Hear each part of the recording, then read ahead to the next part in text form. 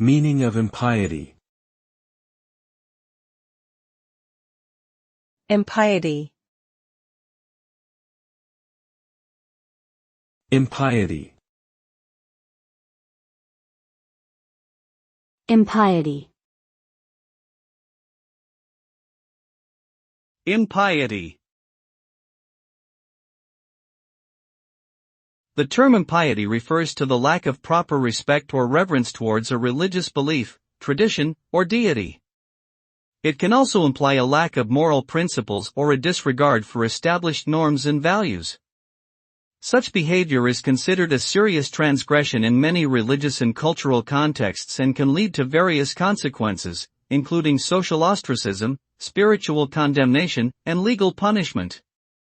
In short, impiety is a form of disrespect that undermines the foundations of religious and ethical systems and can have significant personal and societal implications.